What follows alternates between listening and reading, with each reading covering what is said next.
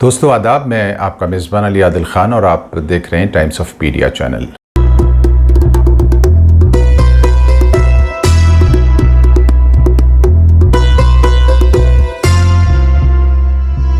तारीख थी 20 अगस्त। संसद के मानसून सत्र का बहुत ख़ास दिन था। हालांकि ये दिन कांग्रेस पार्टी के द्वारा विशेष आयोजन का था। देश भर में पार्टी सदस्य अपने पूर्व नेता राजीव गांधी के जन्मदिन पर उनको श्रद्धा सुमन अर्पित कर रहे थे। दूसरी तरफ सदन में 130वां संशोधन विधेयक पेश किया जा रहा था।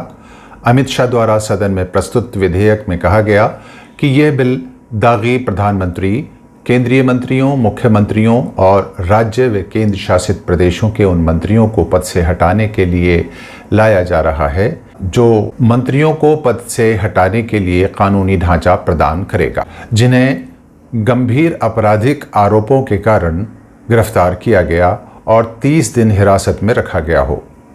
इस विधेयक को संसद की संयुक्त समिति को भेजने का प्रस्ताव भी पारित कर दिया गया है। अब जरा इस विधेयक के पीछे की मंशा को हम समझने की कोशिश करेंगे। क्या आपको पता है कि आज की तारीख में सदन में कितने दागी एमपीज बैठे हुए हैं? उन्हीं में से कई मंत्री पद पर विराजमान हैं। इसके बारे में जानकारी देना हम जरूरी समझते हैं, इसलिए ये जानना बहुत दिलचस्प होगा। एसोसिएशन ऑफ डेमोक्रेटिक रिफॉर्म्स यानी एडीआर की रिपोर्ट के मुताबिक 2009 से 2024 तक दागी सांसदों की संख्या 124% तक बढ़ गई है।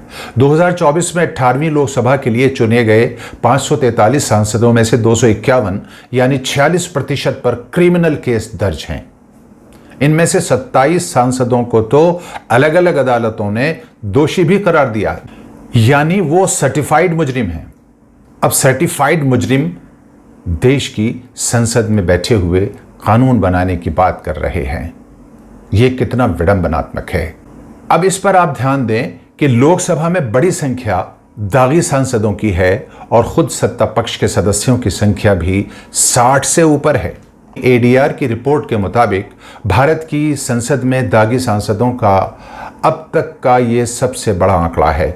इससे पहले 2019 में क्रिमिनल केस वाले 233 यानी 43% सांसद लोकसभा में मौजूद थे। नए चुने गए 251 सांसदों में से 170 पर बलात्कार, हत्या का प्रयास, अपहरण और महिलाओं के खिलाफ अपराध जैसे संगीन केस दर्ज हैं। इनमें भाजपा के 63, कांग्रेस के 32, सपा के 17, तृणमूल कांग्रेस के 7, डीएमके 6, तेलुगु देशम पार्टी के 5 और शिवसेना के 4 सांसदों के नाम शामिल हैं। जबकि 2024 के 18वीं लोकसभा में कुल सांसदों की संख्या में से 94 भाजपा के हैं, 49 कांग्रेस के हैं, सपा के 21 हैं, टीएमसी के 13, डीएमके के 13, टीडीपी के 8 और शिवसेना के 5 दागी सांसद शामिल हैं। इन सांसदों में ऐसे भी शामिल हैं जिन पर 45, 47 और 88 मुकदमे आपराधिक मामलों के दर्ज हैं। दोस्तों, ये आपका सदन है। ऐसे में अपराध से छुटकारा दिलाने की बात हो रही है। कितना हास्यास्पद लगता है, आपको लगता है कि नहीं? लेकिन अपराध मुक्त संसद अगर बन जाए तो देश संवर जाएगा, ये बात सही है। मगर विडंबना यह है कि करप्शन फ्री संसद का शुभारंभ करने वालों का दामन दागदार है। सुना है कि तस्वीर बोलती है, इसका नज़ारा भी हम कर लेते हैं। मानसून सत्र के बाद लोकसभा स्पीकर के यहाँ तमाम सत्ता पक्ष के नेताओं की एक चाय पर बैठक हुई। उसमें नेताओं के ज़रा मूड का, उनकी बॉडी लैंग्वेज का आप अंदाज़ा कीजिए, यानी इन पिक्चर्स को और तस्वीरों को देखिए और ख़ुद अंदाज़ा कीजिए कि इस वक्त सत्ता पक्ष के नेताओं की क्या हालत है और उनको अपना भविष्य कैसा दिखाई दे रहा है। कातिल ने अपना दामन फिर क्यों सफ़ा किया, उसको खबर नहीं कि लहू बोलता भी है। ये विधेयक जिस रास्ते से लाया गया उसके टाइमिंग और पसे मंजर पर भी ज़रा एक नज़र डाल लेते हैं। वर्तमान प्रधानमंत्री का रिटायरमेंट सितंबर में होने वाला है। इसके फौरन बाद वो राष्ट्रपति पद हासिल करना चाहते हैं, ऐसी सुगबुगाहट है। सवाल ये पैदा होता है कि क्या साहब ऐसा राष्ट्रपति बनना मंजूर करेंगे जिसे प्रधानमंत्री के हुक्म का मोहताज रहना पड़े? जाहिर है आज का अपाहिज राष्ट्रपति पद साहिब को मंजूर नहीं होगा। उनको मुसोलिनी या हिटलर वाला राष्ट्रपति पद चाहिए होगा। अगर ये विधेयक पास हुआ तो देश में राष्ट्रपति शासन होगा, क्योंकि आधे सांसद और मंत्री और मुख्यमंत्री तो जेल में होंगे। और बस उसके बाद गुजरात की जोड़ी का एक बार फिर देश पर कब्जा होगा। ये ख्वाब शर्मिंदा है जो ताबीर नहीं हो सकता। ये कल्पनात्मक बातें हैं जो हकीकत से काफ़ी दूर हैं। सच्चाई यह है कि वक्त बदल रहा है और सत्ता भी बदलेगी, और अभी बचे खुचे लोकतंत्र में जनता ही इस पूरे निज़ाम को संभालेगी। इस विधेयक को लाने के पीछे जो आधार बताया गया था दोस्तों, वो पिछले साल दिल्ली के पूर्व मुख्यमंत्री अरविंद केजरीवाल के जेल से सरकार चलाने को बताया जाता है। वर्तमान केंद्रीय सरकार का कहना है कि अगर विपक्ष इस बिल का विरोध करता है तो ये माना जाएगा कि विपक्ष जेल से सरकार चलाने का हामी है, यानी दागी नेताओं का समर्थन करता है। एक चीज थोपी जा रही है जबरदस्ती। सत्ता पक्ष की तरफ से इस बिल के जरिए राजनीति से करप्शन खत्म करने का तर्क दिया जा रहा है। अगर सत्ता पक्ष वास्तव में भ्रष्टाचार मुक्त सदन बनाना चाहता है तो हमारी भी एक राय है, और वो ये कि बुनियादी तौर पर किसी भी क्रिमिनल या दागी व्यक्ति को अयोग्य करार दे दिया जाए और उसका नामांकन ही रद्द कर दिया जाए पहले दिन। और ये जो प्रक्रिया है वो ग्राम पंचायत से लेकर लोकसभा तक के नामांकन में होना चाहिए। इसके बाद इस बिल की ज़रूरत भी नहीं पड़ेगी। जाहिर है, आप जब किसी दागी व्यक्ति का शुरू में रोक देंगे तो वो आगे कैसे जा पाएगा। लेकिन ऐसा नहीं किया जाएगा, हम ये भी अच्छी तरह जानते हैं और आप भी जानते हैं, क्योंकि आज की राजनीति की इमारत भ्रष्टाचार, अत्याचार, धोखेबाजी, तिकड़मबाजी, 420 पुलिस दलाली पर टिकी हुई है। इसके सैकड़ों प्रमाण आपके और हमारे सामने मौजूद हैं और रिकॉर्ड में दर्ज हैं।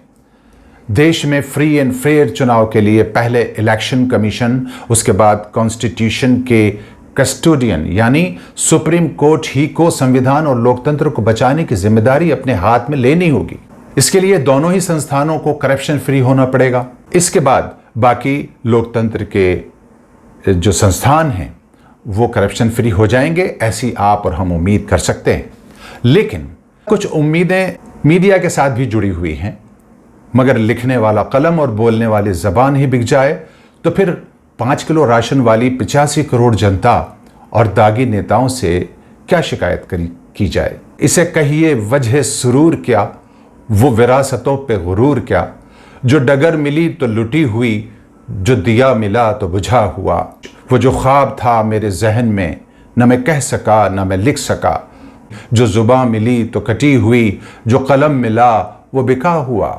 ये इकबाल अशर की गज़ल का 2 अशार थे। आपको याद होगा, साहब को उनके ही गुरु ने कहा था कि एक अच्छा इवेंट मैनेजर हमारा शिष्य है। ये शिष्य कौन है और उनके गुरु कौन थे ये आप जानते हैं।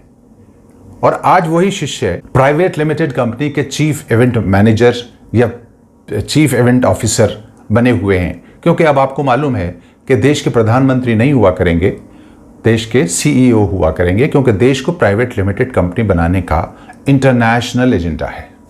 इस पर अलग से बात करेंगे। ये सीईओज कल झूठ बोलकर किस गली से अपना झोला उठाकर निकल जाएं कह नहीं सकते।